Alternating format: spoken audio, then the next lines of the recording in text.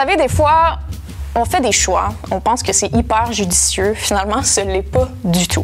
Je dis ça parce qu'il y a une petite anecdote avec la ville de Magog. Il y a quelques années, ils ont décidé de planter en bordure de rue des plantes indigènes, vraiment dans le but de conserver puis de préserver une certaine biodiversité. On souligne aussi que la tonte du gazon était limitée justement pour favoriser le travail des abeilles puis que tout se passe bien. En apparence, c'était vraiment une bonne affaire. Il n'y avait pas de problème. Mais nous avons reçu ici la plainte d'un certain Monsieur Chose qui dit « C'est lettre, il est où le gazon? Coupez les mauvaises herbes comme tout le monde. On doit le faire. » Monsieur Chose. Donc, en fait, il y a eu des plaintes des citoyens, justement, parce que les gens trouvaient ça pas beau, qu'il y ait des mauvaises herbes. Mais c'est pas qu'il y a des mauvaises herbes. En fait, est-ce qu'on aurait une mauvaise vision de ce qui est beau versus ce qui est bon? On est allé poser la question à la Foire Écosphère.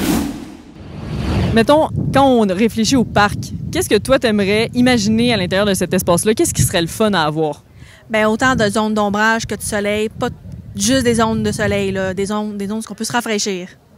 Bien, merci beaucoup, Solveig. Est-ce que vous aimez ça, vous, le gazon très vert? Oui.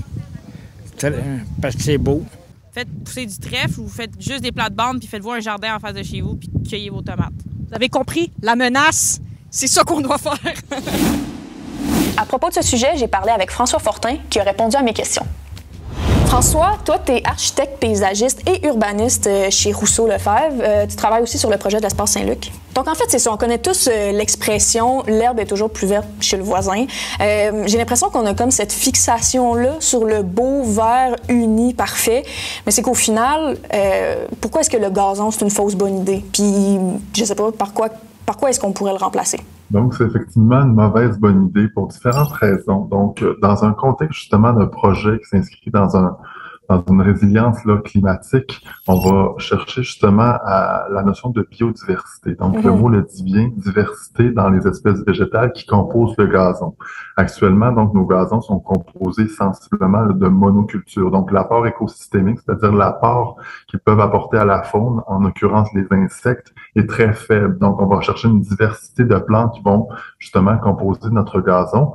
On va aussi chercher à voir les floraisons s'exprimer parce que notamment certains pollinisateurs ont besoin de ces floraisons-là pour vivre, pour s'épanouir. Donc, c'est pour ça qu'on va proposer aux gens de limiter les tombes. Donc, peut-être quelques tombes par saison pour justement laisser le gazon s'exprimer. Donc, on va favoriser vraiment des espèces qui ont une floraison, puis une grande diversité d'espèces. Donc, on n'aura pas nécessairement un paysage floral qui est typique là, des golfs, mais plutôt un paysage qui sera beaucoup plus texturé ou coloré. Ben écoute, merci beaucoup, François. Je pense que je comprends peut-être un petit peu mieux tout ça. Un petit peu. Puis le café